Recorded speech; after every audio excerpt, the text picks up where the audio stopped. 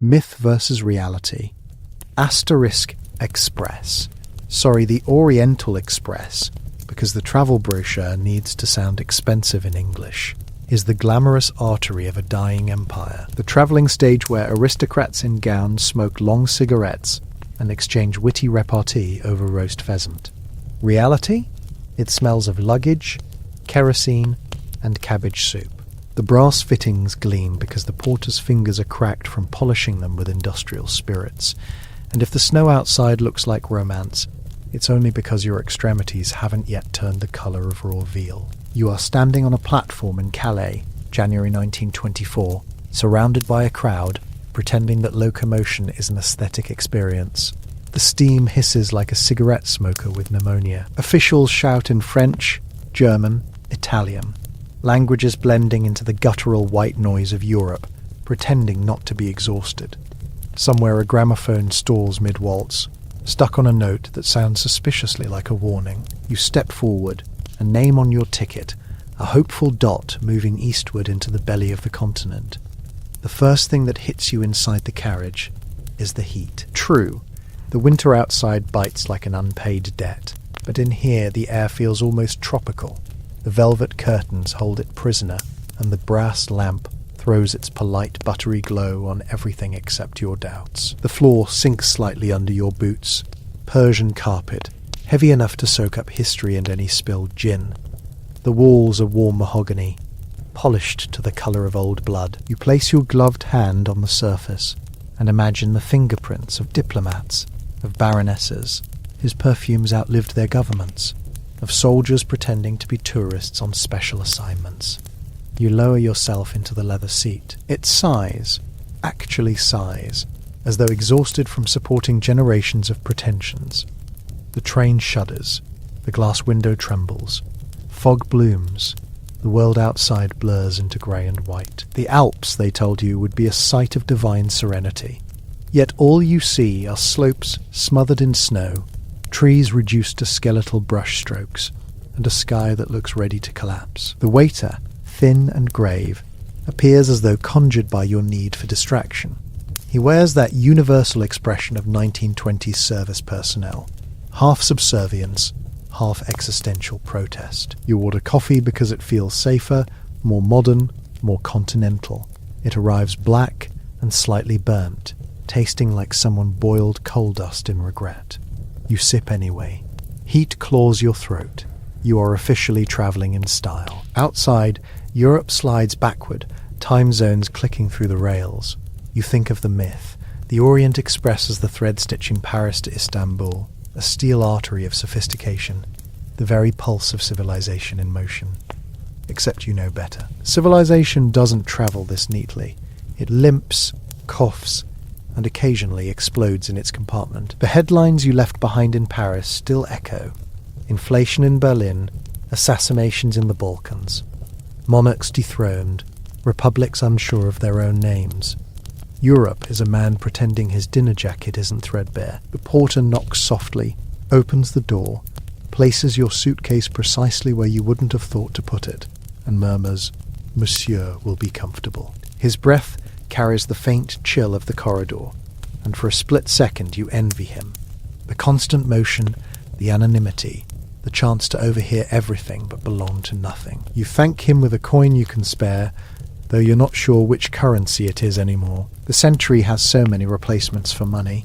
Gratitude, appearances, silence. The rhythmic jolt of wheels begins to hypnotize you. Somewhere not far, a fellow passenger laughs, too loudly, too carelessly. You imagine a champagne bottle opening, bubbles climbing inside crystal, a toast made to progress. And somehow that sound makes you colder than the window pane ever could. You lean closer to the glass. The snow thickens, racing horizontally now, smudging the world. Alpine villages pass like unfinished sentences. Smoke-coiled chimneys, roofs bowed under white burden. Life out there looks static, like a postcard aging in real time. Here, inside, the world hums with brass, velvet, and the faint residue of empire trying to convince itself it's eternal. The myth says you're in a golden carriage of modernity. The reality is that you're sealed inside a mobile confession booth where everyone pretends they're not escaping something. The businessman rearranging his cufflinks is probably laundering war profits.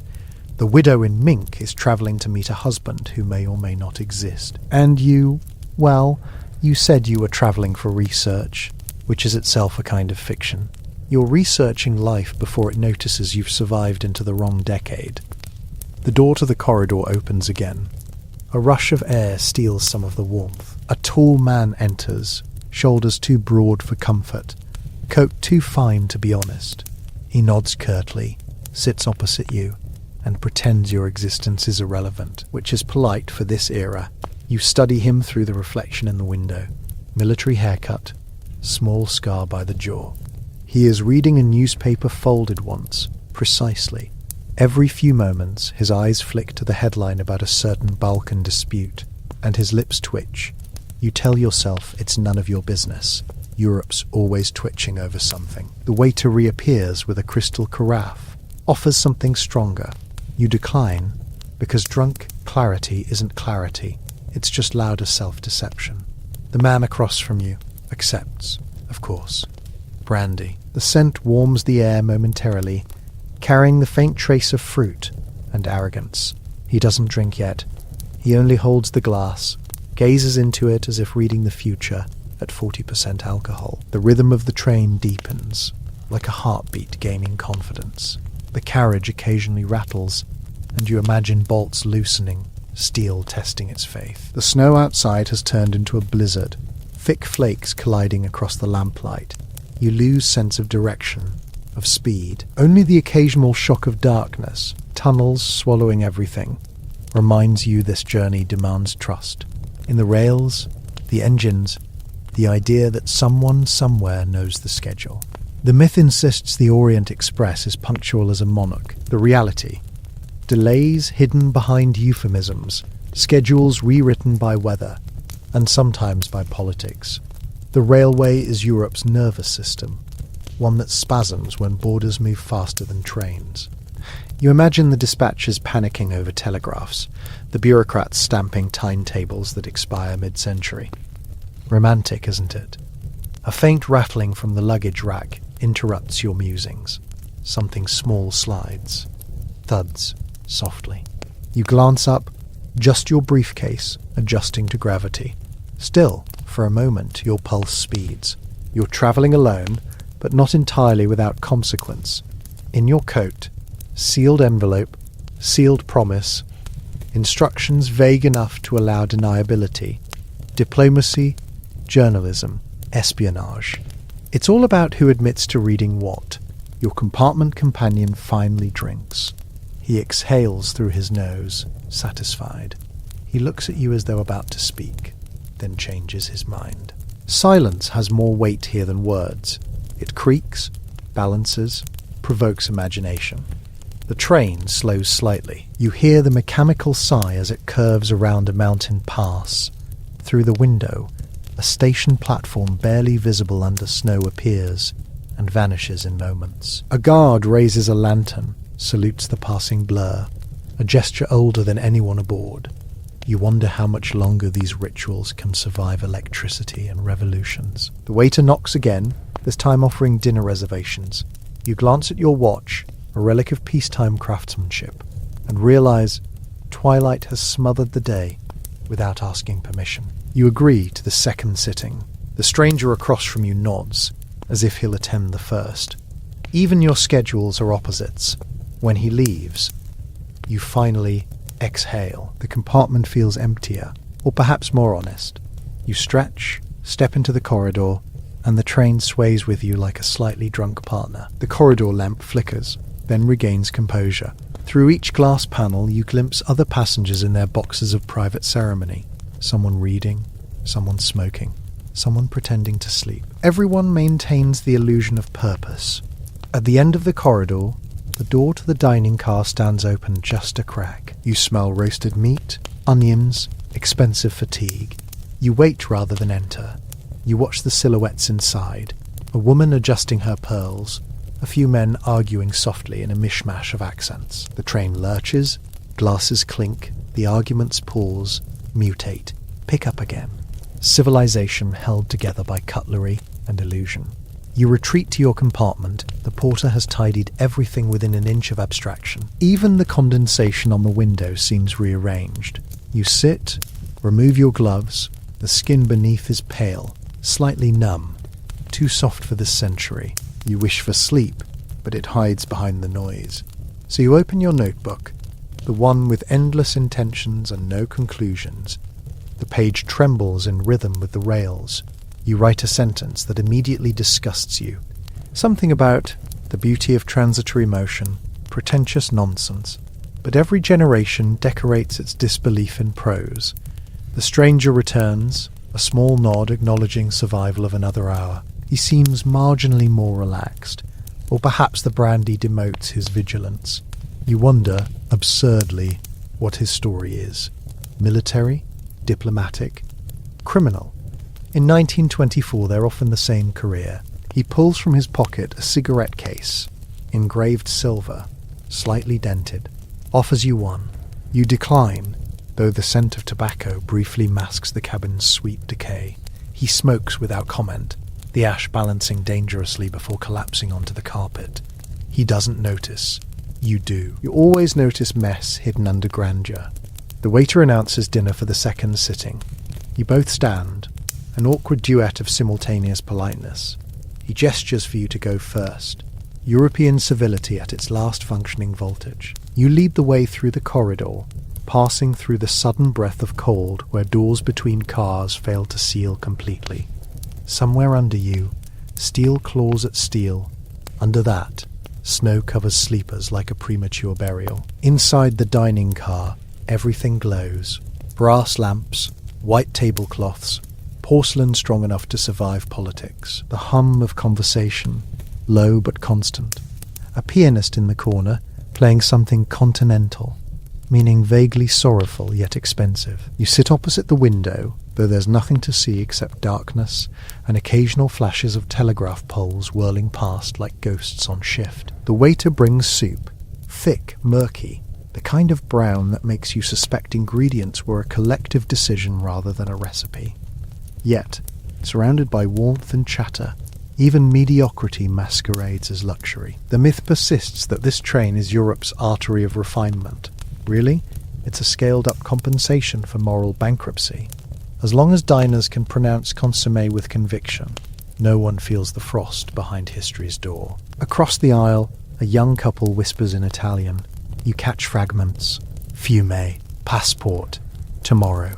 Their hands tremble under the tablecloth, reed-thin fingers, rehearsing either affection or conspiracy. Possibly both. You look away. Everyone deserves their illusion of privacy before the century resumes arresting them. Further down, the man with the scar sits now with no newspaper, speaking in low tones to another traveller, one wearing a diplomat's smirk. They exchange something under the table, too discreet for curiosity to confirm. You pretend to be engrossed in your soup. Meanwhile, the pianist changes tunes, sliding from waltz to something minor key, something too modern for nostalgia. You realise he's not playing for pleasure but survival. He's paid to soundtrack denial.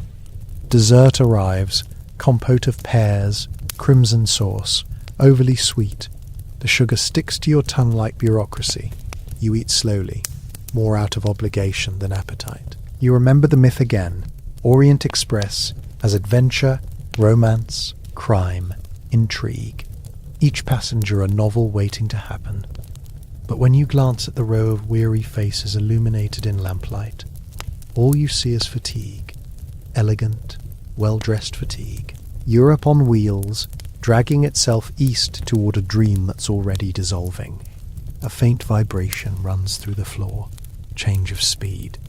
The waiter murmurs, "Weather ahead," though you suspect it's something more structural. He assures everyone, half smile in place.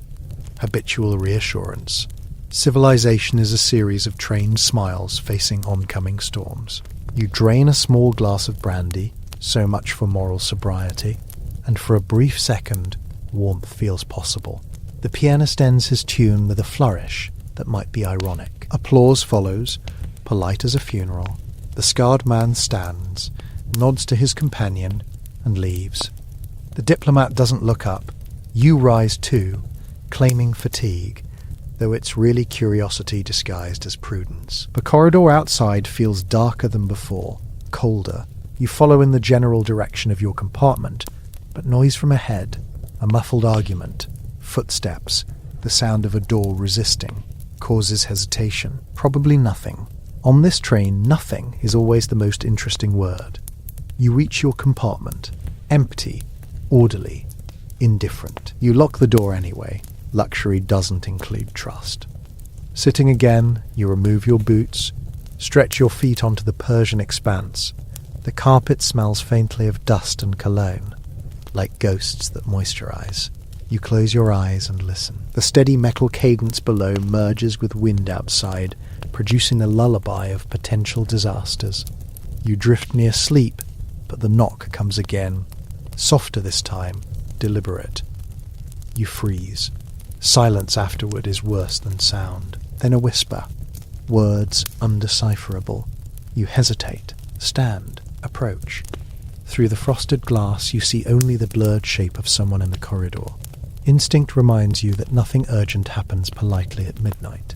You remain still. The shape moves away, absorbed by the mechanical rhythm. You lie down, without further analysis, covering yourself with the provided blanket.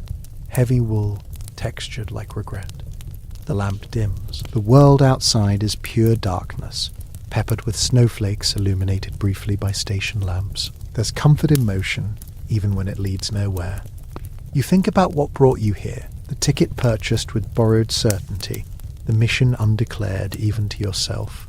Perhaps you wanted to measure whether civilization, after its recent near-death experience known as the Great War, still feels human inside its carriages. If yes, the diagnosis is mixed. There's warmth, yes, but borrowed, mechanical, conditional. The humanity feels scripted, sustained by etiquette and heating systems, dependent on coal burnt elsewhere by someone you'll never meet. A jolt wakes you. The train has stopped. You sit, heart tapping like a telegraph. Absolute silence, the kind that's not peace but interruption. You stand, peer through the window. Outside, nothing but swirling white. Somewhere beyond, a faint lantern bobs. Station? No, a signal post. You wait for movement, but none comes. Then a metallic clang far ahead. Then shouts, muffled, foreign. The myth promises smooth passage, silver service, adventure sanitized for postcards. The reality, a few tons of metal marooned among mountains, half a night away from nowhere. You grab your coat, step into the corridor. Others are emerging, confusion in various stylish dialects. The porter hustles past, whispering reassurance. Words like temporary, weather, patience. You look around at them, faces half lit by trembling bulbs, jewels gleaming above anxious throats, and realize collective panic can smell faintly of perfume. The scarred man appears again, moving briskly toward the dining car, where officers or conductors seem to congregate. You watch him vanish through the door. The murmur of passengers grows, speculation blooming like mold. Someone mentions bandits, another insists avalanche, another mutters about politics.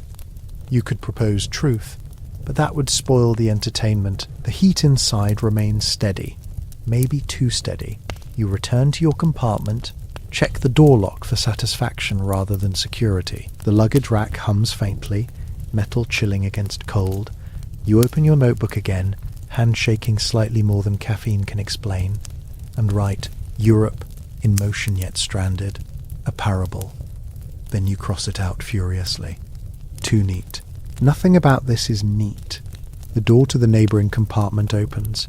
You hear conversation, low and urgent. French colliding with something Slavic.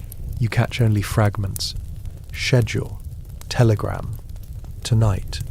You involuntarily hold your breath. A pause. Then one of them laughs. A short, nervous giggle. And the talk ceases. You sit back, staring at the lamp. Its glow flickers with the irregular heartbeat of the electrical system. You imagine the generator at the rear car coughing in protest against the cold. Empires die with similar noises. Gradual, reluctant, half-lit. When the train finally shudders forward again, relief disguises itself as annoyance. You exhale, unaware you'd been storing breath. Snow exfoliates the window. The motion resumes, heavy but determined. Someone somewhere fixed something, or decided that movement, however dangerous, looks better than admitting inertia. The porter knocks once more, delivering the standard line, "A minor delay, monsieur. We proceed." He offers a faint smile that could be either pride or apology. You thank him, because shared delusion requires courtesy. After he leaves, you unlatch the window slightly for fresh air. Icy wind needles your skin. You close it instantly. The sensation lingers like punishment for trying realism. As the train regains speed, distant lights occasionally streak past. Villagers asleep, under their own certainties. You picture brief human lives, unaware of your sophisticated claustrophobia, rushing by their chimneys. Civilization always assumes itself the protagonist. The locals are just background snow. The carriage creaks. Your eyes wander again to the scarred man's compartment. Door still closed. You imagine his presence like static electricity, something invisible yet unsettling. Maybe he's an envoy, maybe a smuggler, maybe just another version of you under stricter instructions. The clock strikes somewhere unseen. Perhaps someone's pocket watch tolling the hour. Midnight. The date technically rolls into another day, though the landscape remains the same equation of white and black. You feel the slight pressure change of descending altitude. Soon the snow will thin, replaced by the metallic scent of thawing rail. Sleep comes in hesitant fragments. Images tumble uselessly. Paris cafes shuttered in rain. Headlines about reparations. Streets lined with unemployed soldiers selling old medals. The faint echo of jazz imported optimism. Then the smell of smoke. Not cigarettes. Not coal. Different. You open your eyes. The air tastes of something singed. You sit up. The lamp still glows, innocent. But down the corridor a faint commotion builds. Footsteps quick, voices sharp, then a shout, then laughter, then nothing again. The waiter passes running carrying a towel, too controlled for panic, too purposeful for routine. You rise, open the door halfway, catch only the tail of his movement into another compartment. You think, probably kitchen issue, candle toppled. Then, or maybe not, myth versus reality again. Travel fantasies rarely include the smell of potential combustion. You decide not to help. Modern wisdom, intervention ruins plausible deniability. When quiet returns, you sit back, coat around shoulders, eyes following the lamplight's lazy pulse. Europe in miniature, luxury masking friction, fire rumoured but invisible, everyone pretending smell is imagination. Your head dips forward, the train hum merges with breathing. Sleep finally accepts negotiations. Light, conditional, easily revoked. But even in dreams, you feel motion, the endless slide eastward towards something unnamed, but inevitable. You wake to dawn's hesitation. Pale light seeps through curtains. Outside, the storm has calmed to delicate flakes, drifting like afterthoughts. Mountains gleam distantly, wounded by sunrise. You stretch, body creaking like old furniture. From somewhere ahead, a whistle, sharp, confident, almost cheerful. The train quickens slightly, resuming its mythic facade. Unstoppable, elegant. Steam flares past windows, misting everything in forgiving grey. You open the curtain wider, watch as tunnels and bridges alternate, metal nerves threading through Alpine ribs. The breakfast call arrives. You decide to attend, if only to observe humanity rehearse normalcy after implied crisis. The dining car smells now of toast, coffee, optimism reheated. Passengers chatter as though night never happened. Scarred man present again, composed, reading another paper. The headline, "Nothing that concerns you." Officially. You take your seat. The waiter greets you as though intimacy were achieved. "A peaceful morning, monsieur," he says. The irony soothes you. You nod, request eggs. They arrive disturbingly perfect. Even the yolk's symmetry feels artificial. You slice, taste, Consider what thousands of kilometers of track had to align to bring this warm breakfast to this fragile table. Civilization costs logistics and illusion equally. Someone at the end of the carriage toasts with orange juice, fresh, and people laugh quietly. The priest 2 tables away reads a small book, perhaps holy, perhaps merely philosophical. The young Italian couple now look calmer but older. Their eyes have learnt something the mirror hasn't caught up to. Everyone survived whatever didn't happen. The myth functions again. You finish, pay precise gratuity, return to your compartment. The porter, immaculate as resurrection, replaces linens, adjusts luggage. He hums quietly. You wonder what song it is, whether the melody predates trains. His movements are ritual, each flick of fabric a prayer for order. After he leaves, the air holds faint traces of soap and discipline. You sit back, notebook in hand again, words still reluctant. You write instead a simple observation: the closer to progress we ride, the further back we look. It stays on the page, unashamed. You decide not to cross it out. Through the glass, the landscape softens, valleys opening, river thawing. Wooden houses smoke gently, signs of life receding at safe intervals. The carriage rocks slightly, a slow lull. Some passengers doze open-mouthed, others stare into reflections, ghostly doubles traversing nowhere. Someone laughs in the corridor, genuine this time. Maybe that's the truest luxury aboard. Temporary laughter. You allow yourself half a smile before wiping it away. Sentimentality is an expensive contagion. A few hours from now, the train will reach its next border. Another inspection, another ritual of documents, another small test of identity. You'll hand over your passport, let officials judge your legitimacy by paper quality. They'll stamp it, satisfied you exist correctly. Then the train will move again, indifferent. But for now, mid-morning approaches, light gilding every reflection until even your own face looks aristocratic. You sit still, warmed by machine and illusion alike, hearing wheels sing over iron like a lullaby written in Morse. Somewhere between myth and machinery, you almost believe in this journey's romance. The Alps fade, replaced by wide fields glazed with morning frost. The brass lamp glows steady. The Persian carpet still muffles doubt. You lean back, close your eyes briefly, and the rhythm of the rails whispers that progress, for now, continues. The smell of coffee lingers, the taste of ash too.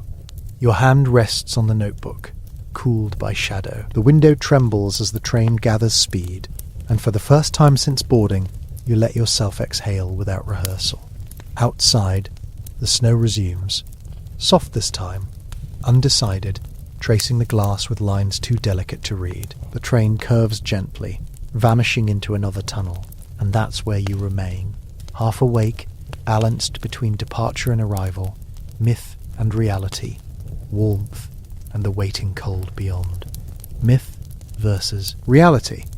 You think luxury trains of the early 20th century meant romance, espionage and champagne, gently clinking while aristocrats traded secrets that would alter the course of Europe. The posters told you that. Slim silhouettes in tailored coats, cigarette smoke like calligraphy, snowflakes melting on velvet.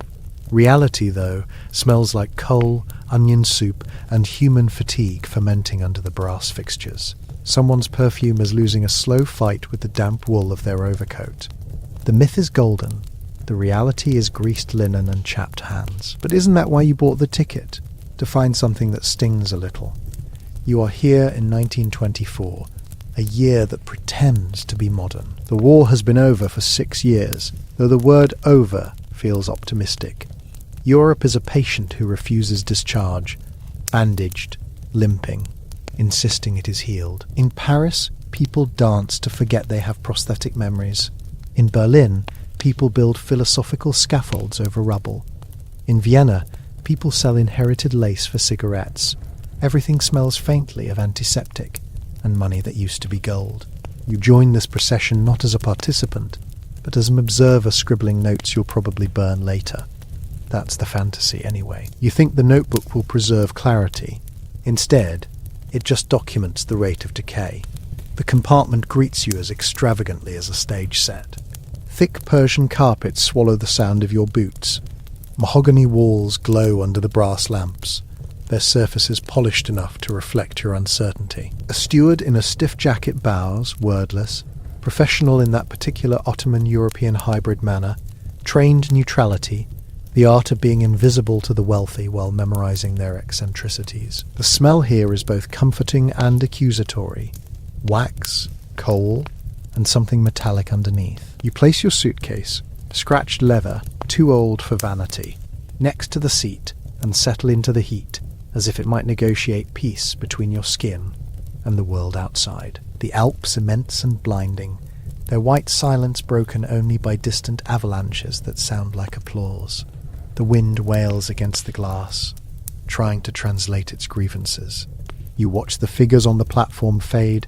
A porter, a woman in a fur hat too large for her ambition, a soldier without a destination, and feel the subtle movement of departure, that lurch which reminds you that travel always begins in regret.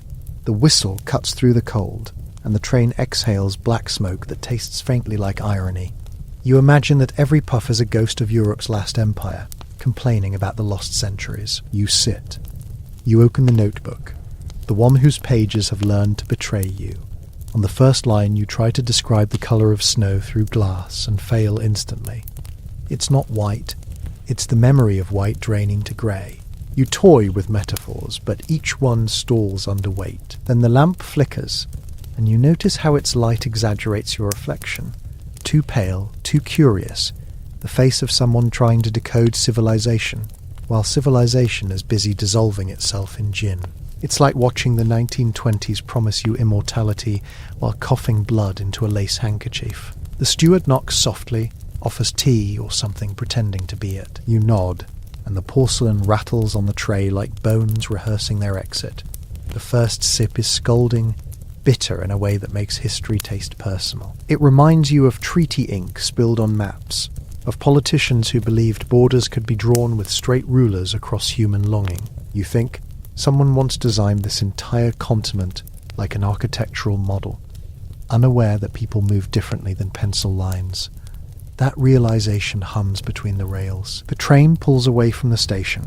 You feel the vibration through the soles of your shoes, rhythmic, insistent. You are aboard the myth, the famous Orient Express, the promised artery between continents, a symbol of human ambition stretching from Paris to Istanbul, threading together empires that don't trust each other, but still share dinner. It's a museum on wheels, carrying diplomats, gamblers, poets, and other delusional species. Every compartment whispers a story that pretends to be private. Yet you can't escape the suspicion that the real engine isn't coal, it's gossip. You trace the carved edges of the window with a fingertip. The cold bites back. The steward departs. His footsteps fade into the corridor's mechanical sighs. You listen to them because silence is too dangerous. It tends to invite thought. Through the glass, the landscape smears as the train accelerates. Fields turning into watercolours, swallowed by nightfall. You catch glimpses of solitary farmhouses, their lamps flickering against wind, and perhaps debt. Somewhere inside each eclair-lit dining compartment, someone is pretending the world outside doesn't exist. Isn't that always how comfort works? Retrofitted denial. You remember the propaganda brochure promising journeys without discomfort. It omitted the fine print about emotional nausea. You begin to catalogue every detail, the temperature of brass, the subtle unevenness in carpet weave, the uneven hum of conversation 2 cabins away. A couple is arguing in French, a financial dispute camouflaged as romance. A man coughs in German, lungs full of post-war regret. Above all, the rhythmic clatter beneath your seat mutters that movement is a kind of escape choreography. You wonder, if all passengers are running from something, does the train itself ever stop running? Time dissolves when measured in kilometres. You're crossing parts of Switzerland now, snow piled like sugar over unfinished sentences. The conductor mutters something about delays near Innsbruck, though nobody seems alarmed. After all, the dining car promises champagne later. Luxury has its own logic. When history falls apart, people invest in menus. You rub your hands, trying to anchor yourself, but the air is too mild, the kind of warmth that doesn't belong to nature, but to machinery trying to impersonate comfort. The brass lamp trembles slightly as if nervous about its own opulence. You bite the end of your pencil, jot down another line, portraying as civilization rehearsing composure while dragging its own coffin. It looks dramatic on paper, anachronistic maybe, but the sentiment feels correct. 1924 is a year of rehearsal, everyone performing prosperity while the soil still hides unburied bones. Europe advertises optimism like perfume, volatile, expensive, evaporating by morning. From behind the mahogany veneer, you can almost hear the continent's pulse, slow, arrhythmic, unwilling to rest. Your fellow passengers reveal themselves gradually, like symptoms. Across the corridor, a Hungarian baron with eyebrows sharp enough to wound etiquette. Opposite him, an American tourist, convinced that dollars translate directly into respect. Nearby, a restless woman scribbling letters that will never be posted. The hallway smells of tobacco and distilled hope. You nod at them occasionally, the international gesture for polite alienation. It seems safer that way. Conversation here tends to metastasize into confession. Everyone carries their personal ruin as hand luggage. Dinner arrives via ritual. White cloth, silverware aligned with geometrical anxiety. Soup that tastes faintly of distance. Mozart floats from the phonograph at the far end of the dining car, pretending harmony can drown politics. You watch as guests dissect the menu and each other with equal precision. Talk of reconstruction, art movements, futures that sound suspiciously imperial in tone. You smile because you can't decide which is more absurd, the optimism or the manners. It hits you then, this train isn't crossing Europe, it's crossing denial. During dessert, the conversation drifts to speed, how modern travel compresses life. Someone jokes that soon one could have breakfast in Paris and die in Istanbul before supper. You scribble that down. It's the truest advertisement the company never printed. The waiter pours cognac like liquid nostalgia. Outside, the snow thickens, forming avalanches of silence. The Alps fade into blackness pierced only by sparks of distant villages. You realize you've entered a tunnel. The world reduces to vibration and faint electric light. For a moment you think, perhaps this is what history looks like from inside. Darkness punctuated by brief luxury. Later, back in your compartment, the air feels denser. You loosen your collar and breathe in something that might once have been comfort. The window persists in its frost patterns, sketching temporary geography. You imagine each snowflake as an empire collapsing gracefully, and each melt as a revolution. The floor beneath the carpet seems to echo heartbeat patterns, confirming you're still inside a machine. You write another line. Movement creates illusion of purpose. The pencil scratches feel louder than the engine. Perhaps history started the same way, a small noise mistaken for direction. Sleep refuses you gently at first, then violently. Trains have their own insomnia, momentum disguised as lullaby. You lie still, eyes open to the ceiling where the brass fixtures glint like tiny suns. You think about the passengers you saw earlier, the baron polishing his medals that no longer mean currency, the tourist counting exchange rates as if faith could be quantified, the woman with unsent letters sealing them with breathless hope. You're surrounded by archives of human delusion meticulously labelled under Private Aspirations 1924 edition. You envy their ability to believe that tomorrow is negotiable. The lamp hums. You turn toward the window again. The scenery has become abstraction. Snow, darkness, rare trees twisted like confessionals. Somewhere between these shadows, the world is both ancient and new. You wonder how many borders you've crossed tonight without permission. How many bureaucrats would insist you belonged elsewhere? It's comforting in a sardonic way to realize you are merely another passenger passing through systems built on envy and paperwork. You imagine writing that down, but the notebook accuses you with its blank lines. Nothing written here will survive tastefully. Hours later, the train stops unexpectedly. The jolt sends your teacup into a minor rebellion. Outside, the wind roars. Someone shouts instructions in French, mixed with curse words shaped like consonant storms. You step out into the corridor, Curiosity always wins over caution. The other passengers peek from half-open doors. You ask the steward what happened. "Snow on the track," he answers, expression neutral to the point of existential. You nod, though the phrase sounds suspicious, a euphemism for divine interruption. The engine pants like an animal deciding whether to continue. For a moment, everything is suspended between motion and surrender. You feel the cold creeping under the doorframe. It's a reminder that opulence has limits. The brass gleam looks brittle now. The carpet smells faintly of trapped humidity. Someone in the next cabin begins humming a tune, low and melancholic. Maybe it's a lullaby from before the war. You close your eyes, listening. Each note punches through memory with surgical precision. You recall street lamps from childhood, candlelight dinners during ration years, the taste of sugar so rare it felt revolutionary. Nostalgia, you realize, always misremembers consumption as innocence. After half an hour, the engine protests and eventually obeys. The train crawls forward, new rhythm, slower, heavier. Snow slides off the roof in reluctant waves.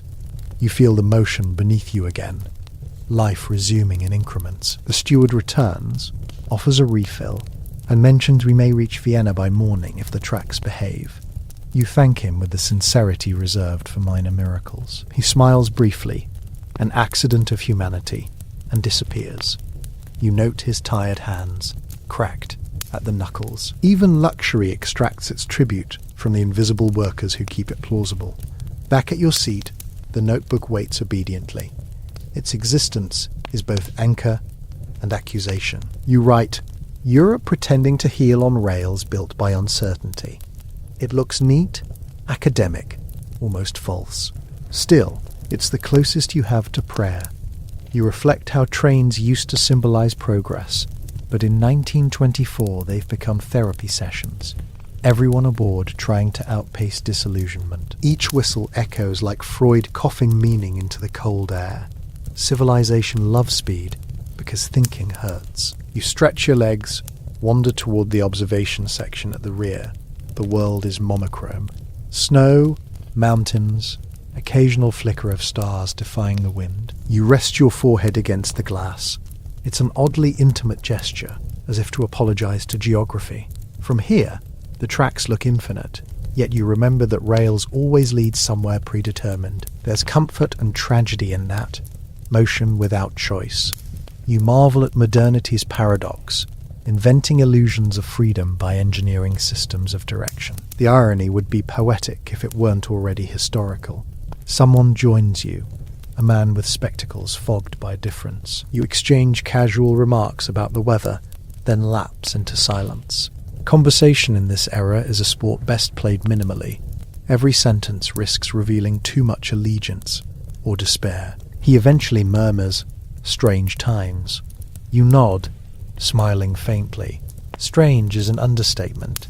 Times are unhinged, but we're too polite to say it aloud. He gestures at the window. "Look at that purity," he says of the snow. You think Europe can be pure again. You answer without thinking.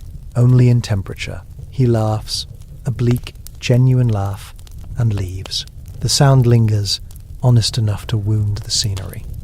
You return to your compartment. The motion feels steadier now, but your mind drifts toward absurdities. How many revolutions can fit between Paris and Istanbul? How many ideologies have travelled in first class? You imagine Lenin ghostwriting manifestos in the luggage car, though he's long gone. You recall rumours that spies use the train to ferry secrets, coded as recipes or love letters. The reality, surely, was less poetic. Just courier bags filled with bureaucratic paperwork, stamped and uninspired. Still, myths persist because they make the journey bearable. Would any traveller endure 12 hours of motion without believing they're part of drama? Night deepens. The snow outside becomes a constant, a language that doesn't bother with punctuation. You find yourself drifting again, not sleeping, just hovering between observation and thought. The lamp's light paints soft circles on the notebook pages. You imagine each circle as a small territory resisting darkness. You write slower now, sentences breaking like thin ice under weight. History is a passenger pretending to be conductor. Then strike it out. Too performative. You've begun censoring your own metaphors, a sign you're acclimating to the decade's hypocrisy. Aesthetic restraint masquerading as intellect. At 1 o'clock, the train passes through Innsbruck. The platform glimpsed through frost looks deserted. You spot silhouettes, workers, a stray cat, barrels stacked like forgotten intentions. The station clock reads wrong, perhaps deliberately. You wonder if accuracy still matters in a continent rebuilding its concept of trust. A whistle sounds, shrill and decisive. The train pushes forward again, shaking off hesitation. You feel both relief and remorse. Progress is always ambiguous. It erases landscapes too quickly for memory to follow. You set the notebook aside. Gaze at the reflection instead. The mirror version of you looks older, though separated by less than glass thickness. Maybe travelling west to east adds years, gravity seasoned with irony. Outside, the moon exposes a fraction of mountain curve, silver against ink. You think of all the writers who romanticize snow. Tolstoy, Mann, Rilke, men obsessed with purity until purity killed them. You whisper half a line, forgetting its context. The compartment absorbs sound without empathy. You taste coal dust when you inhale. It's industrial incense. The lamp dims again. Electricity flickers, negotiating with winter. You remember reading that early express trains used generators powered by axle rotation, motion as electricity, desperation as light. Something poetic about that. Progress literally self-fueled by restlessness. You start drafting a paragraph, how civilization's comfort depends on vibration. But the motion of the train keeps shaking your handwriting into illegibility. You reconsider. Maybe that's the point. Truth is never steady in transit. A faint knock interrupts. The steward announces mild turbulence ahead. Translation. The track might groan, but don't panic.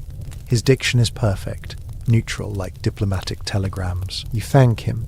His face reveals nothing except fatigue disguised as etiquette.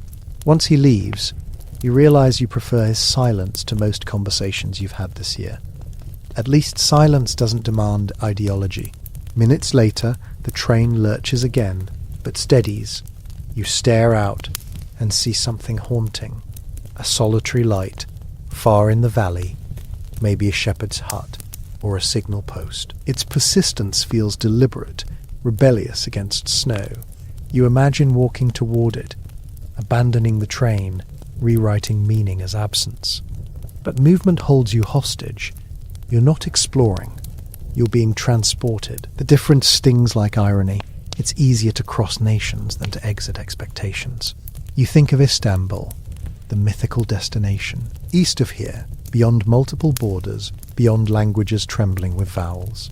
For passengers, it's again symbolic. The end of Europe, the start of imagination. The brochures sell it as exotic conclusion to Western exhaustion. You suspect it will be just another port smelling of industry and regret. Still, everyone aboard practices wonder in advance, rehearsing gasps for things they've already commodified. You smile because cynicism at least keeps you warm. An hour later, the Baron steps into the corridor, drunk on nostalgia. He quotes poetry about empire, as if trying to resurrect it via volume. Nobody interrupts. Politeness is collective cowardice. His voice echoes, mingling with engine rhythm, turning sentiment into machinery. You jot another note. The empire survives as noise. Strangely comforting. History doesn't die, it just changes instruments. You sip more tea now lukewarm, tasting rust and memory simultaneously. Somewhere past Salzburg, dawn begins negotiating with snow clouds. A grey compromise. The train glides smoother, and passengers start stirring, adjusting masks of civilization. You remain by the window, half proud of your insomnia. It feels like participation. The sun doesn't rise. It emerges reluctantly, as though ashamed. The light reveals mountains' bruises where avalanches had bitten. You can't help thinking Europe looks hungover. 1924, morning after apocalypse, pretending to smile for newspapers. Breakfast arrives, a tragedy in porcelain. Eggs pretending optimism, bread with the texture of treaties, coffee that could dissolve hope. You eat methodically, grateful for failure. It feels honest. Around you, chatter resumes. Politics, art exhibitions, stock prices. Someone mentions Mussolini with a tone reserved for theatre gossip. You listen, mildly entertained by the casual way ideologies appear beside marmalade. Privilege decorates despair elegantly. After breakfast, you wander the corridor again, absorbing fragments. The American tourist complains about old-world inconveniences. You want to tell him Europe's chief inconvenience is history itself. The Hungarian baron smokes in silence, staring as if expecting the landscape to apologize. The woman still writes letters, sealing each with sighs that smell like perfume and futility. All these ghosts moving politely between doors, careful not to collide. The train continues to absolve everyone by motion. Confession through miles.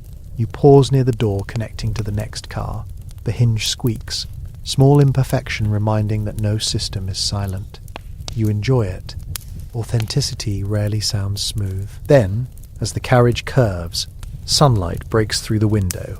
For the first time, colour returns. Blue shadows, copper glimmers from brass fittings. The snow outside begins melting into rivers that resemble veins. You trace them visually, thinking of all the borders disguised as natural features. Humanity crafts geography the way guilt crafts theology. Too precise to be innocent. You return to your compartment and pick up the notebook again. A few pages filled, most empty.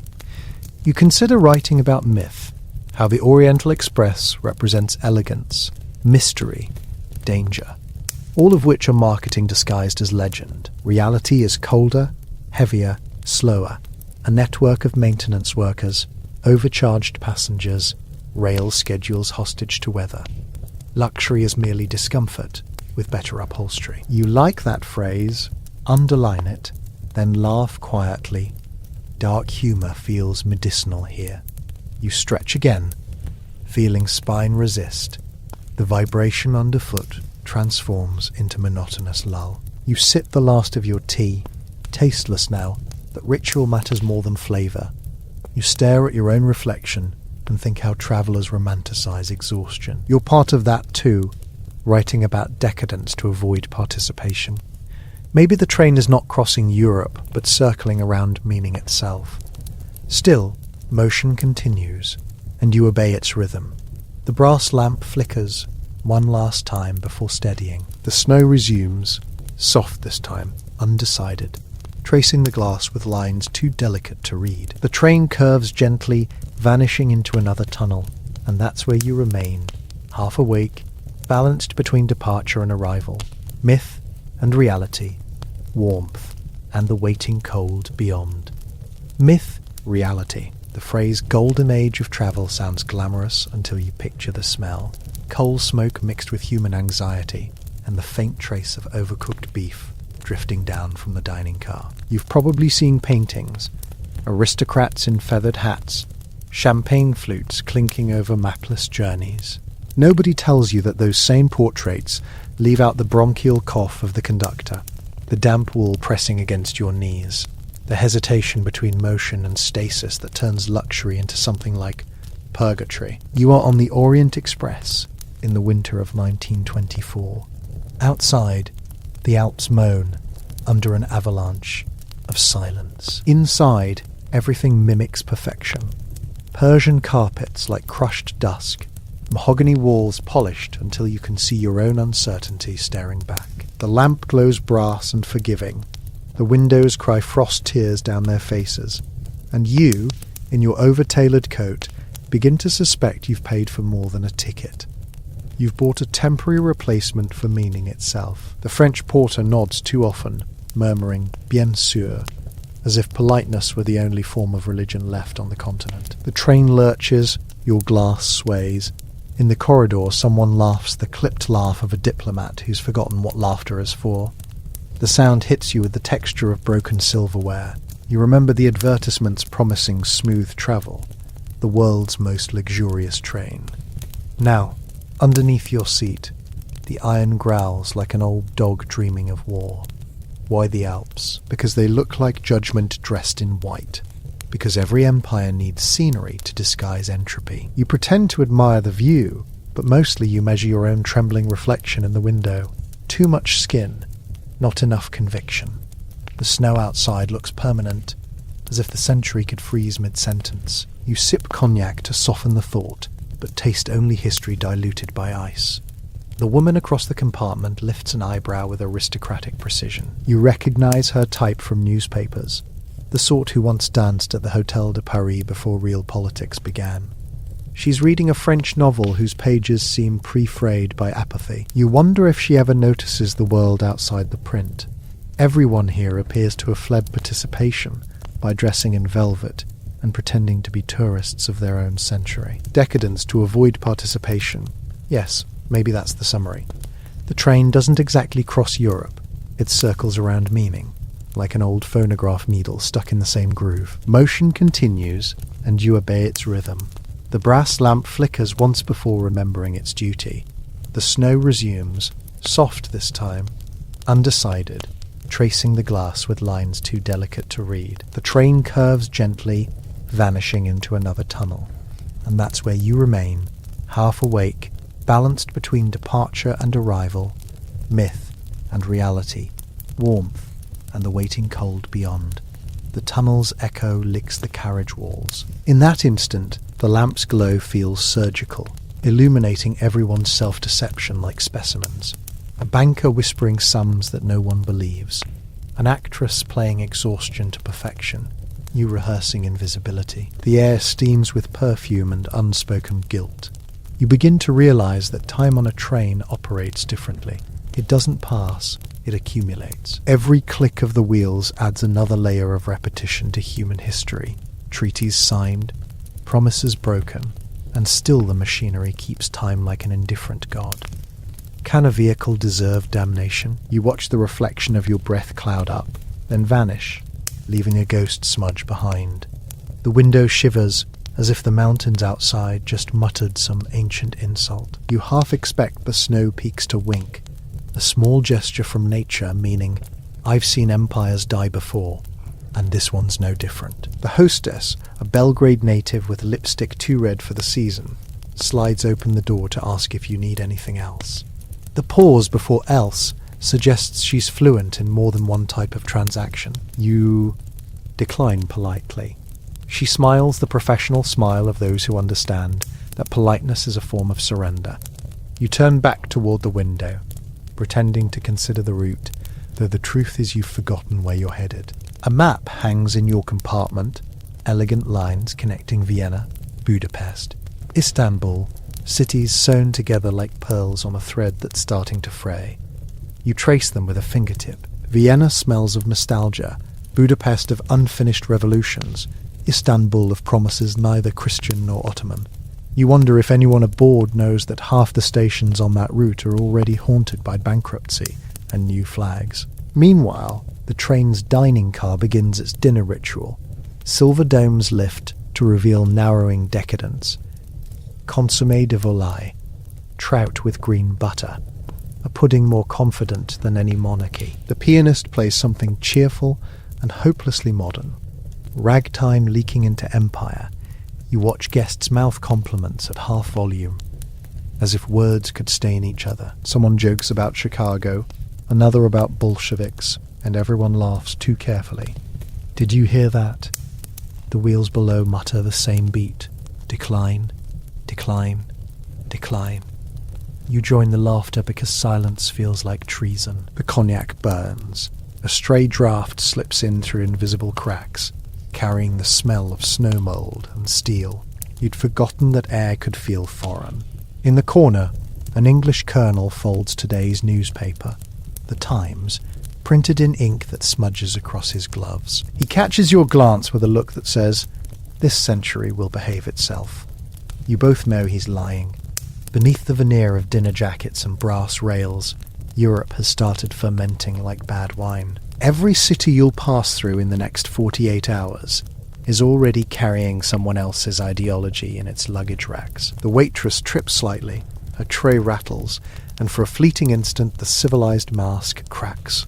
You imagine headlines, "Accident on the Oriental Palace of Speed," but nothing happens. Stability reasserts itself, smoothed by habit and money. The train resumes its endless repetition, progress imitating rhythm, rhythm imitating faith. You finish your meal and linger in the corridor. The mahogany panels reflect yellow streaks from the lamps, turning the narrow hall into something like an artery. Inside it, people drift in slow pulses. You catch phrases, French fatigue, Hungarian sarcasm, German precision, all blending into a single exhausted language called survival. Each accent feels imported, none sincerely owned. In your own compartment, the smell of polish and tobacco feels newly invasive. You sit, remove gloves, and notice a thin layer of dust on the brass handle beside you. The train promises luxury, yet dust persists, proof that even opulence ages faster than intention. Funny how dirt is the most democratic substance aboard. No aristocrat or spy can bribe it. Overhead, the ventilation hums like propaganda.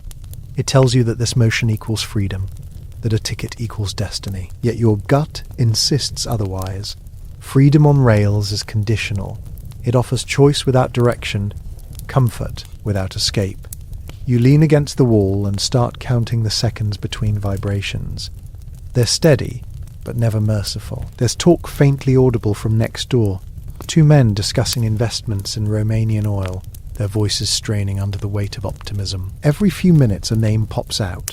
Rockefeller, Standard, League of Nations, as if invoking them could shield the world from combustion. Oil is just liquefied prehistoric hope after all, and these men sip it, disguised as brandy. You glance again outside. A fragile moon hangs above the Alps like a neglected coin. The train's windows throw back reflections, so you're unsure whether you're seeing the landscape or someone else's photograph. The snow looks less pure now, streaked with industrial soot. You imagine each snowflake carrying a timestamp from the last war, 1916, 1918, and think maybe none of this whiteness is innocent. The porter returns with blankets. "For your comfort," he says in a tone 1 octave short of sarcasm. It's hard to blame him. He's witnessed too many faces calling themselves civilized. He asks where you're headed. You repeat the word Istanbul, but it lands heavy, unreal. He nods, utters something about the East, then drifts away as if the phrase already belongs to nostalgia. You test the blanket's softness. It feels identical to every promise made since the armistice. External warmth, internal chill. The brass lamp pulses faintly. It's tired too. Perhaps all machines, in 1924, suffer from moral fatigue. Time folds strangely, as night thickens. The steady percussion of wheels starts resembling a heartbeat not entirely human. You close your eyes and imagine the mechanical lungs of Europe exhaling coal smoke across valleys. Progress, they called it.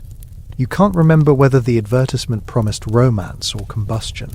Maybe both. When you reopen your eyes, the compartment has shifted tint, amber fading to sepia, like a dying photograph. You realize the world outside has disappeared completely. The glass mirrors only interior reflections. You see the outlines of yourself, the lamp, a half-empty glass. They look like artifacts in a museum dedicated to denial. Your breath fogs the pain again, a fleeting gesture of life, erased by condensation. There's a word for this: history. Something changes in the air, a faint tremor, a tightening. The train slows for a moment to traverse another mountain curve. You think of Europe itself, slowing, trying to find traction after the war's fever. The brakes hiss, metal on metal, a noise like someone exhaling regret. Then motion resumes, because momentum is easier than reflection. In the next compartment, the Frenchwoman coughs discreetly into her glove. The cough sounds practiced, edited for respectability. You realize etiquette is the only censorship still reliably enforced. She lights a cigarette. Smoke curls through the corridor seam, thin as sarcasm. The scent is both narcotic and tragic. The perfume of decades that thought manners could cure mortality. You're not tired, but you feel pre-exhaustion, the kind that anticipates meaninglessness. You check your watch, though hours no longer correspond to anything. Midnight here is just a label. The train exists between clocks. The rhythmic clang beneath you, wheels devouring track, makes sleep unimaginable. To distract yourself, you start inventorying the compartment. Umbrella, suitcase, leather gloves, folded newspaper containing yesterday's optimism. Each item looks intentional, yet purposeless. You recall how museums sometimes recreate old cabins like this one, explaining the romance of travel. None mention anxiety as a form of romance. Somewhere in the distance, thunder mutters despite the snow. Or perhaps artillery practice. It's hard to tell in Europe. Even storms sound militarized here. You smile darkly. There's comfort in recognizing patterns that no longer pretend innocence. The train's vibration sharpens. You imagine microscopic screws loosening from repetition, the way ideals eventually unscrew themselves from reality. No one notices. They're still discussing art portfolios and silk prices. Civilization is stubbornly well-dressed when collapsing. You wander briefly to the washroom. The mirrored walls amplify your reflection until you look multiplied. A committee of versions arguing over authenticity. The smell is disinfectant mixed with coal smoke, modernity's cologne. On the counter sits a porcelain basin crusted with mineral stains. Like geography condensed, you splash water on your face. It tastes faintly metallic, as though the pipes remember the trenches. Returning to your seat, you find the lamp flickered again. You stare at it, half expecting Morse code from the universe. Nothing. Only the mild buzz of electricity pretending eternity. Maybe that's faith now. Circuits simulating permanence. At some point, you overhear whispers about espionage, a rumor that someone aboard carries documents from Berlin, or maybe Moscow. People crave intrigue because it distracts from economic decay. The idea of spies maintains the illusion that significance still circulates. You imagine how thrilling it must be to believe in secrets when public truth itself has gone bankrupt. You recall reading somewhere that the Orient Express was once delayed for days by snowdrifts and passengers had to butcher mules for food. There are no mules tonight, only rumours and stale biscuits. But the principle remains: luxury survives by flirting with disaster. Without discomfort, wealth feels counterfeit. The train jolts slightly. A fork clatters in the distance. You steady your glass. The vibration massages anxiety into inevitability. You think of Freud, another passenger of the same century. He would say the train is collective repression in motion, leather upholstery over panic. He might be right. Every carriage here hides the same dream. That direction equals destiny. A conductor opens your door for routine inspection. His face carries that neutral fatigue unique to those who memorize faces, but not stories. He checks your ticket, nods, leaves. You wonder how many existences pass before his eyes daily, all pretending travel is still voluntary. You sense sweat forming under your collar despite the cold world outside. Heat without comfort, the perfect metaphor for civilization. You loosen your tie. The brass lamp observes, offering no advice. The words "restoration period" float through your mind, though which restoration you mean is unclear. Political, moral, or personal. The early 20th century is trying to restore everything at once, except sense. You chuckle quietly, then notice your laughter absorbed by the carpet. Silence wins again. By now, the landscape outside has altered. The pure Alpine frost yields to darker valleys. Forests like charcoal sketches. You spot a distant town, a cluster of lights trembling under their own poverty. Somewhere down there, people are probably sleeping genuinely, unaware that an opulent train is passing overhead, full of passengers practicing insomnia as art. The idea comforts you. Ordinary life still exists, unspectacular, unaesthetic. You imagine stepping off suddenly, walking into a tavern smelling of rye bread and human voices. But you don't move. Motion gives permission to inertia. The train holds you like narrative, a sequence disguised as freedom. Another hour drips by. The lamps in the hallway dim to suggest night's authority. Your fellow travellers vanish into their compartments, each performing solitude differently, some with journals, others with brandy, others with the kind of despair only silk pyjamas can soften. The oriental night covers the rails like a confession. You think of myths, that travel broadens the mind, that exposure equals enlightenment. You've seen enough customs officers to know better. Travel mostly broadens cynicism. Every border crossing is a laboratory for bureaucracy's imagination. The real adventure is discovering how signatures lose value mid-journey. Outside, lightning flickers.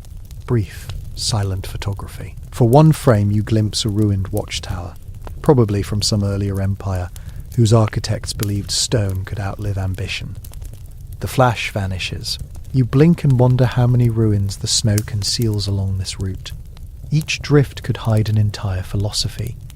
You make a note to remember that phrase, then realize you've stopped keeping notes. Observation itself feels redundant when everything you see already believes it's history. The carriage tilts softly, continuing its mechanical dream. You study the patterns of sound, rail, wheel, echo, pause. Beneath it all lives an untranslatable music of disappearance. It's the soundtrack of a continent pretending renewal. You imagine future historians counting each clatter as evidence of denial. Your glass empties again. The last drops form amber reflections on the veneer, small sunset microcosms captured under artificial light. You consider refilling but hesitate.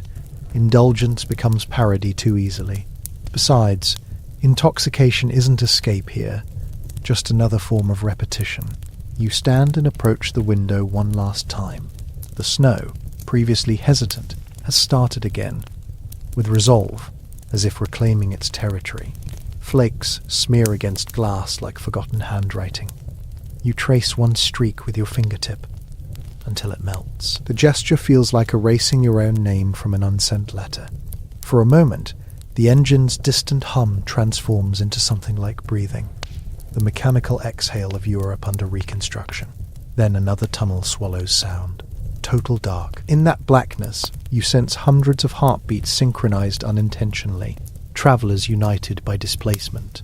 Maybe this is what myth calls elegance.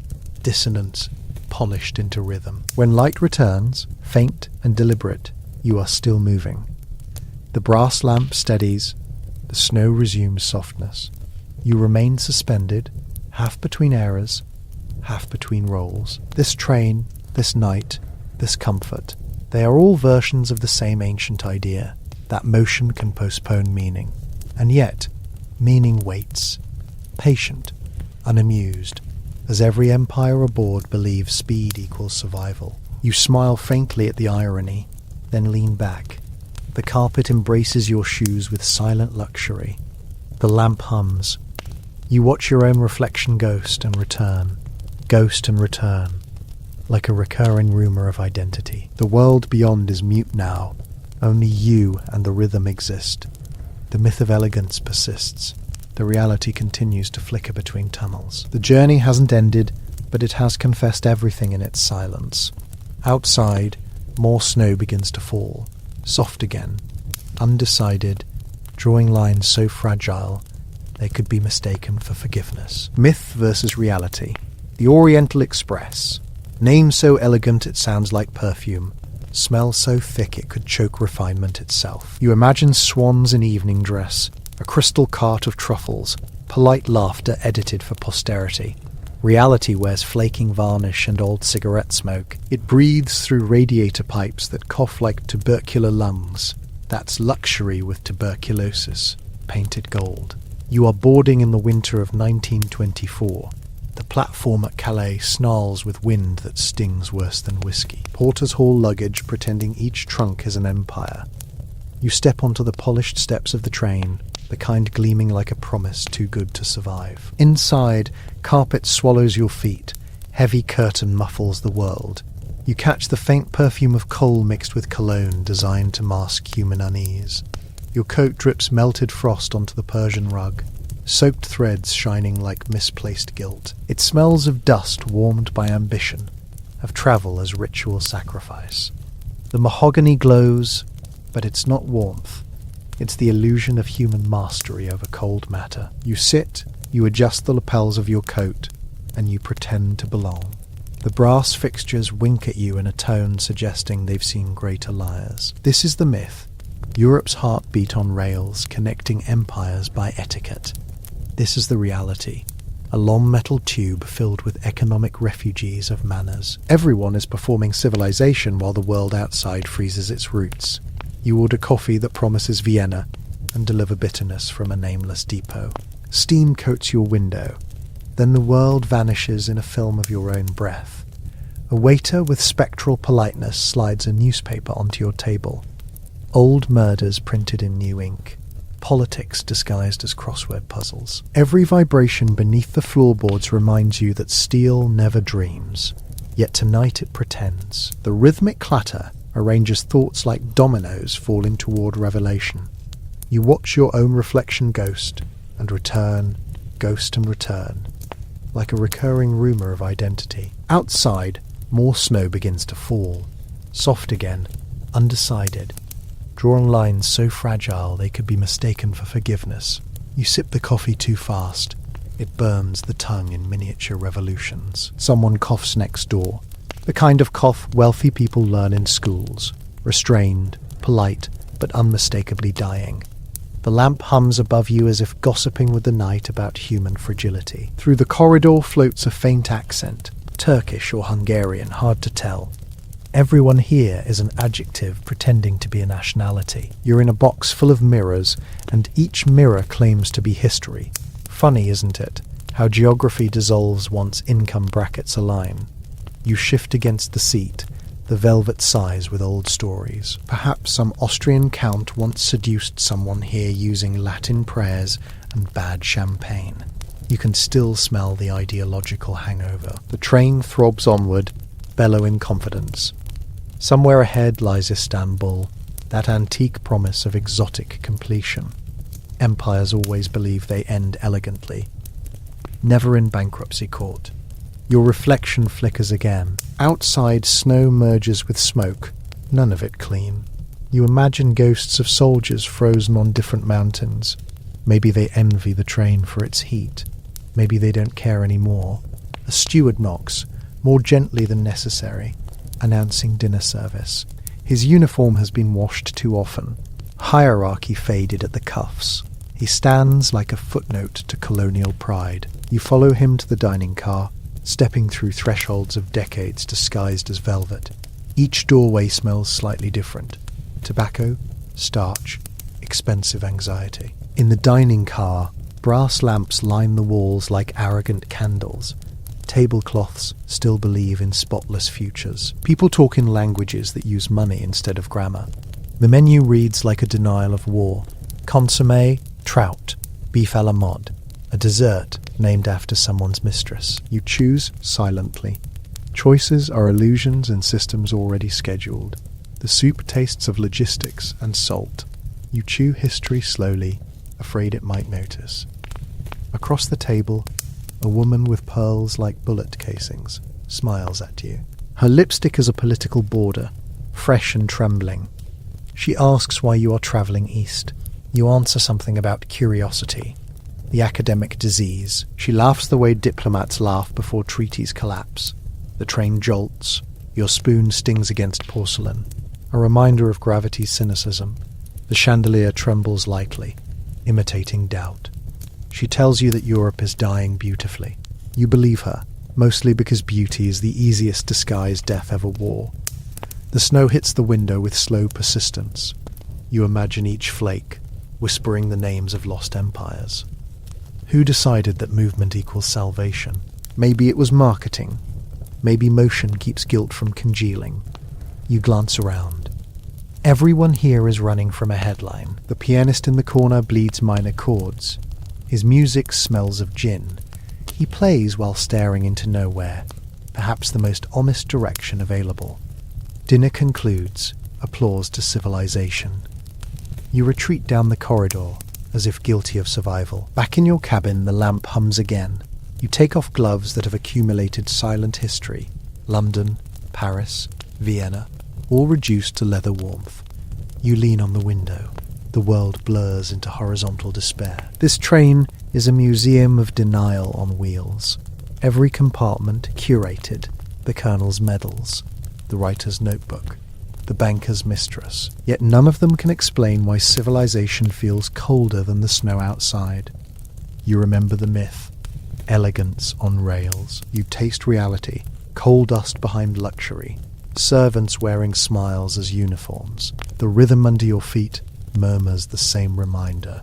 Progress is just repetition, with better branding. You open the window slightly despite etiquette. A thin breath of Alpine air slashes your face. It smells of something ancient. Honesty or extinction. Hard to tell. Below, the tracks run straight, then curve like doubts. The snow covers them, but you feel their persistence.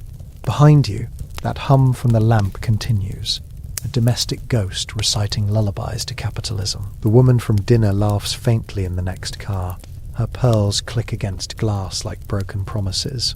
You notice her shadow dancing due to the flicker of passing tunnels. Shadows are the only loyal travellers here. Midnight approaches. The conductor's watch ticks loudly, European time, trying to discipline eternity. You can taste iron in the air, the kind associated with either money or blood. You sit back.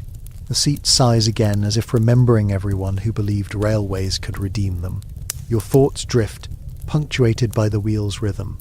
Each repetition an accusation that humanity can't stop moving long enough to think. Why travel? Because stationary conscience screams louder. The car shivers slightly. You imagine frost tightening its grip. Somewhere behind, the kitchen staff curse softly, in multiple dialects. Civilization functions thanks to multilingual despair. Outside, stars stab through cloud gaps. They look indifferent, which is appropriate. They've seen empires combust before breakfast. You glance at your reflection again. The snow light carves your face in shades of surrender. You realize you look just like every myth that died promising modernity. You wonder about the train itself. How many versions of future it has carried. How many formal dinners ending in informal tragedies. Luxury never ages gracefully. It only accumulates nostalgia as camouflage. You run your hand over the polished wood. Beneath the surface is fatigue, the kind only craftsmen ignored to pay rent. The brass handle feels warm enough to mislead. That's civilization too. Polished, hollow, pretending warmth. From the next compartment, a gramophone begins to play a tune from Paris. The needle scratches like memory protesting resurrection. The melody is cheerful, but the context is not. Music on trains is humanity's apology for speed. You close your eyes. You'd like to believe you're moving toward understanding, not just geography. The lamp hums again, still gossiping. Maybe it's counting confessions of travellers before you. You think of the mechanic in the engine room, hands blistered, face covered with coal dust. Does he ever see this luxury he powers? Probably not. He's the priest behind the curtain, keeping the illusion alive. The train jolts, reality reminding you it's still in charge. Your cup rattles. Outside, darkness thickens. Snowflakes become defiant, hitting faster. You feel them without seeing them. The pity of nature's applause. You stretch. The Persian rug consumes the movement like ritual. Softness can suffocate as efficiently as cold. Overhead, the clock whispers 1:17 a.m. Time behaves here like propaganda, assertive, unconvincing. Why do humans cage themselves within comfort while yearning for authenticity? You suspect because authenticity smells like fear. Someone opens a door down the corridor. Faint laughter leaks like heat-escaping ideals. You pick up your notebook. You attempt to write observation. Europe resembles a tired actor between wars. It sounds correct and meaningless. You close the notebook. You think of the snow outside. Purity that kills crops. Beauty rarely comes cheap. The wheels hit a switch. The sound changes. The rhythm becomes metallic conversation, as if two ghosts gossiping about mortality. You imagine what travellers decades later will think of this train. Nostalgia as business plan. They'll build museums, sell postcards, call it romantic. They'll forget the radiator's groaning lungs and the waiter's cracked hands. History loves illusions with central heating. You run your finger along the window, drawing a line through condensation. It feels like editing the past. Your breath fogs again, erasing the outside. Maybe reality prefers to be forgotten. Inside, the cabin holds warmth like suspicion. You remove your shoes. The rug embraces them with silent luxury. The lamp hums. You watch your own reflection ghost and return, like a recurring rumour of identity. The world beyond is mute now. Only you and the rhythm exist. The myth of elegance persists. The reality continues to flicker between tunnels. The journey hasn't ended, but it has confessed everything in its silence. Outside, more snow begins to fall. Soft again, undecided, drawing lines so fragile they could be mistaken for forgiveness. Myth versus reality. You've heard the marketing, the half-whispered praise in travel salons, the photographs in newspapers where everyone's collar sits like a proud soldier, where the train's brass gleams with the moral certainty of a Europe that thinks its own collapse is still decades away. What a story. Wealth in motion, elegance with wheels, the sort of journey where every human problem can be politely turned into an anecdote over coffee service. That's the myth. The reality smells faintly of boiled cabbage and coal dust and whispers in drafty corridors. You are here, in 1924, the coldest claws of January sunk deep into the continent. You've stepped aboard the famous Orient Express, a name so inflated with romance it could have its own passport, and you've been ushered into a compartment smothered under thick Persian rugs, walls panelled in mahogany whose warmth is less a gift and more a bribe. You sit, and the rug does what rugs do best: embrace without permission, conceal without honesty. It's the kind of embrace that only rich dead people and expensive textiles can manage. Silent, unblinking, smelling faintly of some other decade's perfume. The lamp hums. Not loudly, just enough to remind you that electricity here is a thing tamed, but never fully domesticated. You watch your own reflection ghost and return in the glass, face fading into shadow, then coming back like a half-remembered scandal at a dinner party. Ghost, return, ghost, return.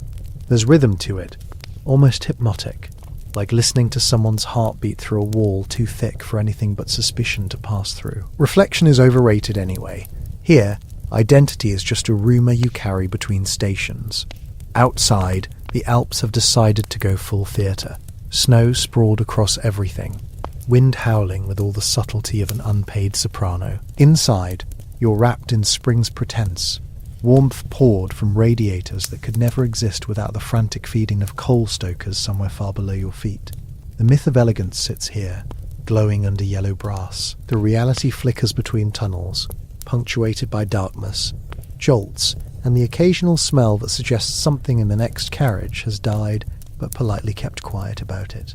More snow begins to fall, soft again, hesitant, undecided, drawing lines in the air so fragile they could be mistaken for forgiveness. You doubt forgiveness travels well on rails. You lean back, and the train leans forward, almost conspiratorial. Each sound is a confession, the wheel's metallic complaint, the faint groan from the wood when the wind shoves at the frame. That wood, mahogany, they told you, as if naming a tree justified trapping it indoors with cigar smoke and gossip, absorbs voices like an accomplice. Somewhere beyond your compartment, a steward mutters in French about luggage and passengers, whose collars cost more than his year's wages. You think about the marketing pamphlets again, the way they promise continental refinement and culinary excellence. Here's what refinement tastes like tonight: boiled meat hiding under brown sauce, served on porcelain that rattles every time the train meets a curve. Culinary excellence, meanwhile, is the precise heat of the room, just enough to keep you from shivering, yet not enough to disperse the damp smell of coats that have seen more slush than dignity. Is it worth it? The myth says yes. Reality's answer depends on your digestion. Someone in the compartment next to yours coughs. Not a polite cough, but the sort that comes from deep in the lungs, where coal dust and winter frost conspire. Another person laughs, short, brittle, like a glass cracking under cold. These sounds slip through the thin partition wall, mingle awkwardly with your lamp's hum. You realise the train's intimacy is not chosen, it's enforced. You're sharing breath with strangers you'll never meet, except maybe in the dining car, where each smile costs the same as dessert.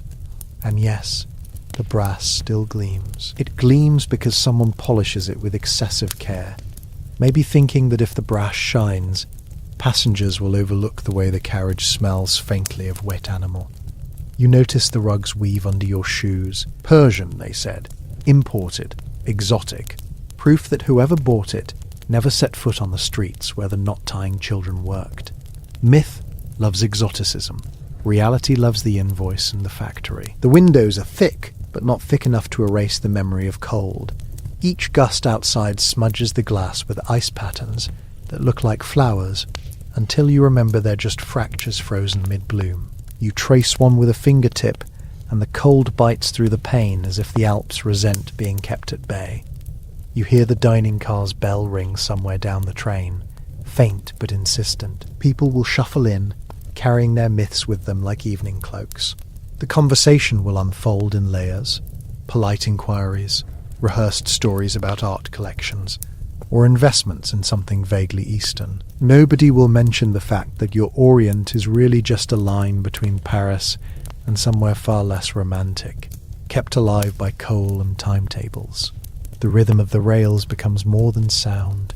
It's a beating, mechanical heart. You want to think it's elegant, but elegance doesn't squeal in steel. Elegance doesn't smell of oil. You remind yourself that in the advertisements, there was no mention of mechanical squeal. The ink only spoke of unhurried travel, as if speed were beneath you, as if the train's velocity could be disguised by furniture. Through another tunnel, your reflection vanishes and returns again. You begin to wonder whether the person coming back each time is quite the same as the one who left. Could be the light, could be the way shadows peel across the glass, could be the fact that long journeys insist on peeling at you too. The snow outside thickens, no longer undecided. The flakes are decisive now, each one a miniature dagger drawn from the sky. Forgiveness fades, replaced by the clean cruelty of winter. The Alps look less like theatre and more like a warning. White walls, infinite and indifferent. Somewhere far ahead, steel cuts through them because steel doesn't care. Passengers, however, do care. You can hear in their voices, anxious, hushed, when the wind hits a particular angle against the carriage. Myth says you're safe here, inside this cocoon of rugs and mahogany. Reality offers you the reminder that safety is relative, and steel wheels can slip too. You imagine the stoker in the engine shoveling coal into a fire that's as desperate as it is hot. His myth is that it's just a job. Reality is soot in his lungs, until his last day. The lamp hums harder, as if aware you're thinking ill of it. Its glow tries to be warm, but lands somewhere between interrogation and lullaby. You rest your hand on the armrest, feel the faint stickiness from polish mixed with sweat. Furniture here isn't cleaned so much as baptized in chemicals and human contact. Your compartment door rattles slightly as the train takes a curve. No knock, just a reminder that boundaries are flexible when your walls are wood. You imagine someone in the corridor, perhaps a steward, perhaps a passenger waiting for the right moment to intrude, their breath mixing with the stale corridor air that smells of metal and bread. The rug still holds you, not like a friend, but like a contract. The weave underfoot is tight enough to deny any escape, each knot a tiny prison for some fibre that wants new wind of its own. The warmth is almost uncomfortable. Spring inside winter feels like hypocrisy left on too long. You study the lamp again. Its brass stem reflects every twitch of your face. Reflection, rumour, reflection. You consider drawing the curtains, but that would cut away the Alps and turn the compartment into a box whose only view is yourself. Myth says solitude is luxurious. Reality suggests it's just another word for confinement. The train's rhythm begins to thicken, or perhaps it's your perception. Time slows in compartments like these. You think of every story attached to this line. Kings, spies, divorces with scandal trailing them like cigarette smoke. And underneath each story, the same steel rails, the same coal, the same wind biting at the frame. You lean towards the window, breathe against it, watch the fog spread, and then vanish under the chill. Outside, snow covers the tracks until they vanish into a tunnel. Your own tunnel. The one where myth flickers, reality crouches, and everything outside is muted into white. And still, the lamp hums. So this is the tunnel, the one where the postcards don't bother to follow you. Myth says the Orient Express was champagne and silk. Reality says it was coal dust and someone coughing into your soup. You know the truth now. The lamp hums, not because it loves you, but because it's wired into a circuit that doesn't care if you live or die. You sit back, because leaning too long against cold glass makes your jaw ache. The cabin feels smaller now that the darkness has swallowed the windows, and the carpet smells faintly of all the boots that ever passed over it. Persian weave, they say. Intricate patterns meant to mesmerize. Yet you can't help wondering if the real purpose was to hide crumbs, ash, and maybe blood. The other passengers fade into their own worlds. The king you spotted earlier is now just a tired man with a belly hanging over his belt, shifting in his seat like he's trying to forget the shape of the crown. The spy, if he's a spy, has stopped stiffly pretending to read the paper and begun tearing small pieces from it, rolling them and slipping them into his pocket. And the divorcee, she's staring at a glass of water, as if it holds the answer for why she still wakes up in rooms that aren't hers. You're starting to notice the miniature economy of discomfort in the carriage. A faint draft sneaks in from somewhere near the floor, curling around your ankles like a bureaucrat with bad intentions. The radiators overcompensate, radiating a heat thick enough to smell scorched dust and old metal. People breathe heavier in this atmosphere, their lungs pushing the air, their bodies slow cooking in wool coats. Myth had said these trains cut through Europe like a needle through silk, stitching empires together. The truth is, the stitching was done in rusty thread, and most of those empires frayed anyway. You think about how the same rails carried letters home from wars, deportations in the night, black market goods tucked under floorboards. The glamour only hung on to the headlines, never the freight manifests. The tunnel ends abruptly, a smear of light, the snow pressing against the glass again, reminding you that the world outside exists in a way that is too cold for you to touch. It's easy to think of the mountains as painted scenery, some theatrical backdrop for your private drama. But these ridges have been here longer than every kingdom the train ever served. They've buried more than armies. In the dining car, you'll see the tablecloths, white, crisp, pretending not to have seen the soup spill incidents of the week before. They offer silver cutlery, slightly dulled, but still reflecting distorted faces when you look too closely. Waiters glide past like minor nobility, with better posture than their employers. The food, myth says, was delicate and artful. Reality says the bread is delivered in crates, frozen stiff, thawed just in time to be served with butter too cold to spread. The lamp hums against the wood panelling, its base bolted to the table so no one can accidentally or intentionally remove it. That hum is monotonous enough to convince you it's part of your pulse. Outside, the wind isn't just whistling, it's clawing at the carriage, testing welds, looking for gaps. You wonder how many nights have been like this since the train's inception. Electric bulbs illuminating faces that are thinking of completely different continents. You catch yourself staring at the mahogany panel, running fingers over its varnish, the kind that smooths over imperfections yet cannot hide the faint scent of resin and age. Myth says there were no imperfections. Reality says the wood was sourced from colonies, taken across oceans, cut in mills where sawdust blunted lungs, then installed by men whose wages would never buy them a seat here. The luxury is not about comfort. The luxury is about distance. Distance between those who ride and those who build, between those who dine and those who shovel coal into the boiler in shifts too long to count. Somewhere ahead, an engine driver's face is raw from wind and steam, and the iron under his hands is hotter than anything in your compartment. His view? Not the Alps under moonlight, but gauges twitching uncertainly and half-frozen signals. Travellers like you are supposed to be insulated from this. Supposed to believe the myth that while Europe freezes, your compartment blooms in eternal spring. But you feel the draft again, and it's impossible not to picture frost forming on the steel couplings between cars. Snow clings to the frame, blurring the world.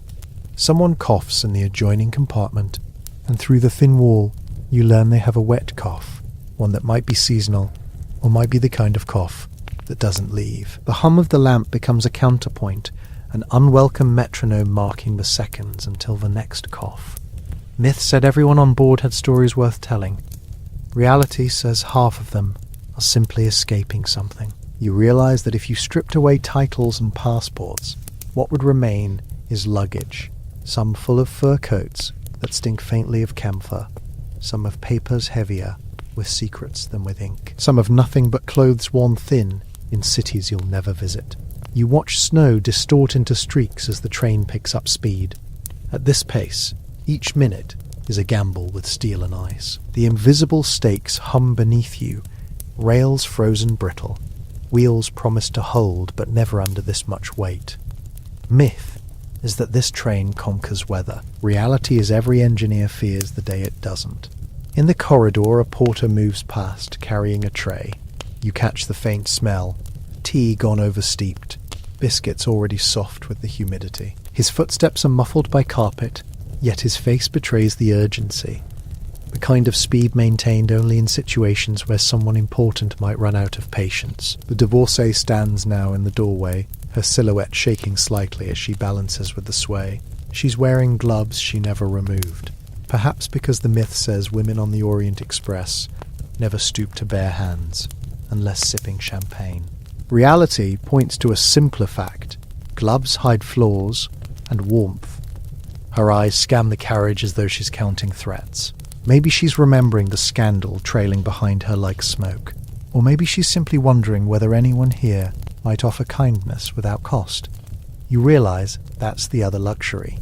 Selective invisibility. This train allows you to be seen only in the ways you choose. If you wish, you are defined by your compartment number, by your accent, by your unpolished shoes. Or you can melt into the velvet, become another shadow counting the kilometers until the next station. The hum persists. The light is steady now, no flicker to betray a failing filament, but you catch yourself thinking about how many bulbs burn out here without passengers noticing. Even luxury has maintenance schedules, a truth rarely romanticized. The snowstorm thickens. Outside, the Alps seem to smudge themselves out of existence, as if the world reconsiders showing you too much. Inside, the compartment's air grows heavy. Wool, leather, human breath, all merging into a scent that will follow you even after you disembark. Myth said that in these cars, alliances formed over fine wine. Reality says wine here tastes faintly of iron if you let it linger, because somewhere the plumbing is older than most of the passengers. You think of those who will ride this line after you. Some will marvel at the gilt edging, others will notice nothing but the price of their ticket. And the tracks, they will continue, unbothered, bearing whatever weight the century demands, be it dignitaries or deserters, honeymooners or fugitives. The lamp hums on, as though to prove it will outlast your trip, your thoughts, your illusions.